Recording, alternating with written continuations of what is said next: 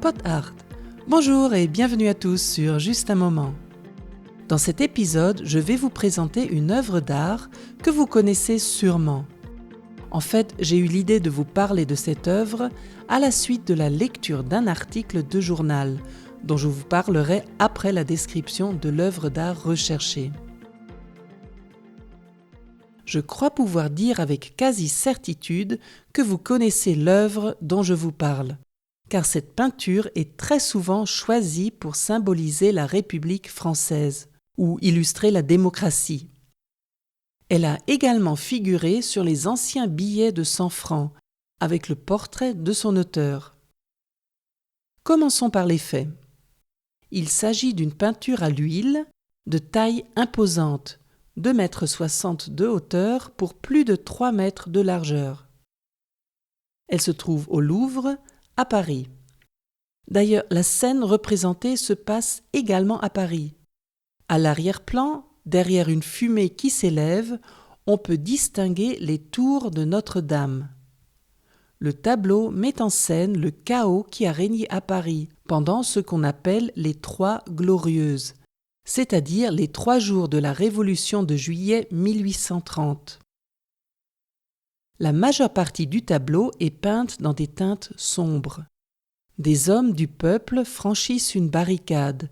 Ils sont armés de fusils, pistolets et sabres. À leurs pieds gisent les corps de soldats tués. L'un d'eux est à moitié nu. Mais tous les regards sont attirés par la femme au centre du tableau. Elle est vêtue d'une robe jaune et coiffée d'un bonnet phrygien.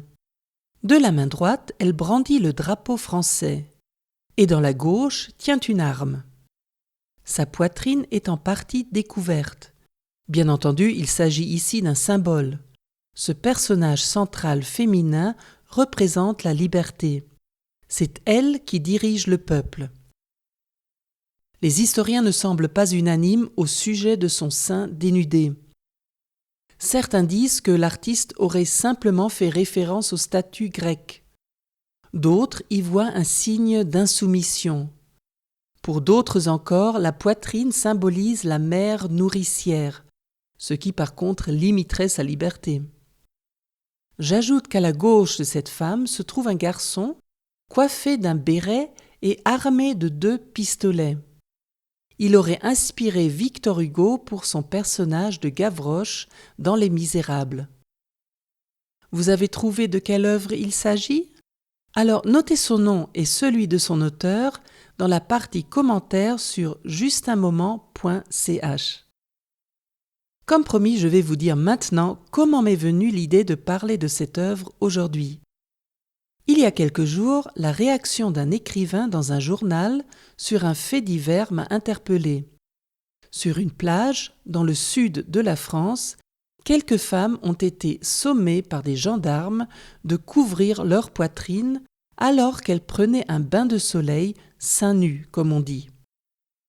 Les gendarmes seraient intervenus à la demande d'une famille dont les enfants auraient été choqués par la vue de ces rondeurs féminines. Or, en France, il n'est pas interdit de bronzer ni d'aller se baigner sans le haut de son bikini. Les gendarmes semblaient l'ignorer. Je me souviens de mes vacances d'été sur la Côte d'Azur dans les années 80-90. De très nombreuses femmes de tout âge, peut-être même une majorité, se baignaient, bronzaient et se promenaient même sur la plage sans le haut de leur maillot. Et cela ne choquait personne. Aujourd'hui, la représentation de la violence est largement acceptée, qu'elle soit dans des films ou jeux vidéo, auxquels jouent peut-être même ces enfants soi-disant choqués. Alors pourquoi cette partie du corps féminin, qui de plus remplit une fonction nourricière, devrait-elle être censurée ? Je dois dire que j'ai du mal à suivre la logique de cette morale. Toujours est-il que l'écrivain en a profité pour se replonger dans certains chefs-d'œuvre de l'histoire de l'art pour établir un lien entre la poitrine féminine et la liberté ainsi que son aspect politique, et non seulement érotique. Et parmi les œuvres d'art citées par l'écrivain, figurait aussi le tableau que je viens de vous faire deviner. Voilà, maintenant vous savez tout. Je vous donne rendez-vous dans 15 jours, le 28 septembre, pour le prochain épisode de Juste un moment. D'ici là, n'oubliez pas de rejoindre toute l'équipe de Pot Art Podcast sur Instagram et Facebook. Et à bientôt pour un autre moment ensemble.